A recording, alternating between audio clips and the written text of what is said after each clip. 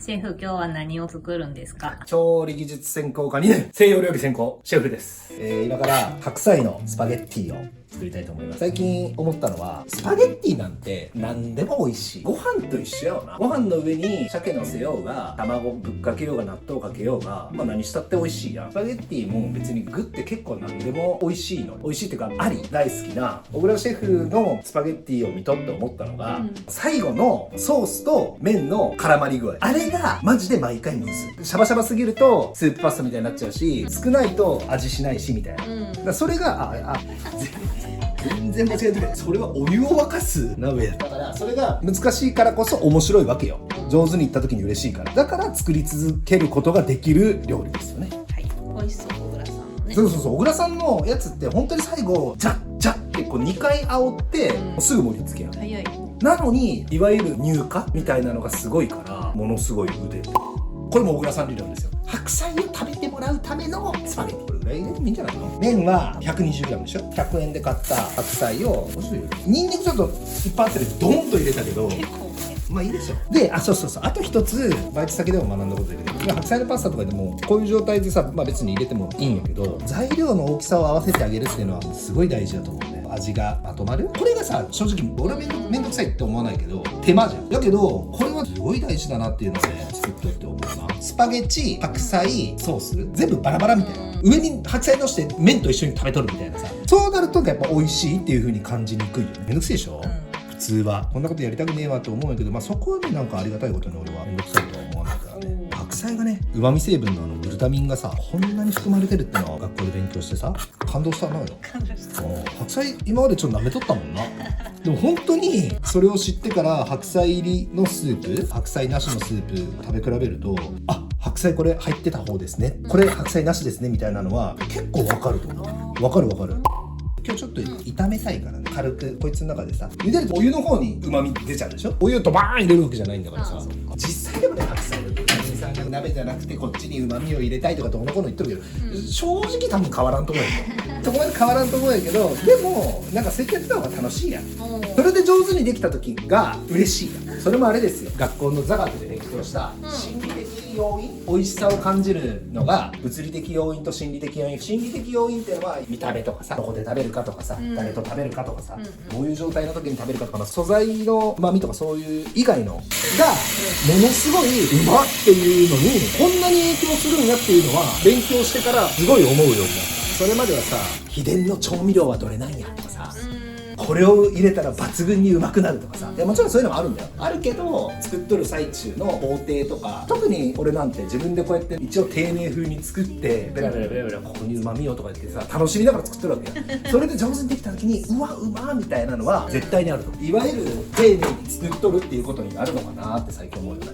丁寧に作っとるつもりなんて全くないよ。ゆるめもさんでさ、丁寧な暮らしされてますねとかさ、あるよ。あるでしょ。それはねかかっとったんだ。丁寧な暮らしってみたいな。丁寧な暮らしもクソもあるかみたいな。そんなこと言ったらあかんね。最近非常にオリーブオイルが高いので米茹で。最後の仕上げが出てくるから。あ、そう。白菜のみや。ニンニク、白菜、アンチョビ。このフライパンにしてから本当スパゲッチ作り楽しいですよ。マジで楽しいんや。こちらの紹介のこのフライパンは赤青でしょ。27センチのフライパン。定価8000円ぐらいする。それをなんとメルカリ新品4000円。送料込み。即買ったよ。素晴らしい。楽しいもんね。こっち好きな小倉さんの動画を見すぎとるしさ。美味しそうに見える。そう美味しそうに見える。これもちょっと変えたいな。そうだね。でこの間ゆるめのさんにこれちょっとそこに蓋しといてっつって言ったら、ゆるめのさんこうなっとったよね。こうなっとったよ。正しくはさ、もうどう見てもこれが合図やん。これ何やってたらもうここやん。こうやん。なるほど。暗くて見えんかったからとりあえず開けたこと思って。なるほどね。でもなんかハマんないなと思って。学校でさ、西洋料理の授業でスパゲチ作るんだ。大体2人前作ってパスタの量 160g で、なんか1本で、これしかもこうやって潰さずにそのホールのまま入れる。1ミリも辛くない。あれ本当謎なんやったな。全く辛くない。これニンニクがだいぶ多いね。だいぶ多い。ニンニクと白菜のパスタに切り替える。ニンニクもメイン。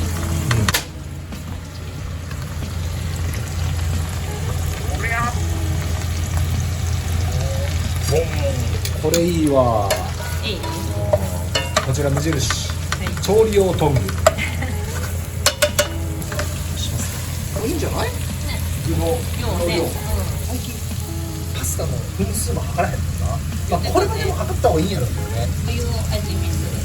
美味しいなと思うぐらいでもう適当にやってます。これはもう志麻さんの言うくらいね、もうボコボコやらない、ボコボコやらない、ポコポコポコぐらいでゆっくり火を入れていくみたいな。まあ、パスタは多分そんなのあれかもしれないけど、確かになんか大きい具材のやつとかボーンってやるとさ、勢いでっていうよまんべんなく火が入るんじゃないかなみたいな。で最後ちょっとエクストラバーツに打ち込んで薄いんだよなちょっと塩するしかないな。へいへい、美味しそうじゃない？とろっとしてる、ね、自分が好きな料理人の人とかの言葉とかってすごい残るんです影響受ける。そうだね。志麻さんはね、あんまり材料触らないんだよね。買い時もしたことない。俺もそれ最近よく気にする。うん。ガチャガチャガチャガチャこう触るんじゃなくて、ちょっと見守る。こんなとこ吹く人いい感じ。いい感じ。白菜がクタクタになってくれるっていう感じがいいよね。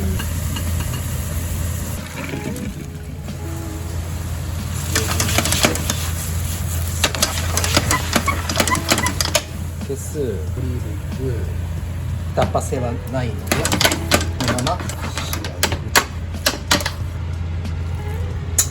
水分調整。初めて作った人みたいな。普段あんなに作ってない。これがシェフルの白菜とニンニクのスパゲッチです。ちょっと薄いかね。麺とちょっと白菜入れてもよかったのかな。バランスはね悪くないね。 Don't bring a fire through the thrill now. See us ripping up the dishes, it's a vibe, right? I don't need no help to make this meal tight.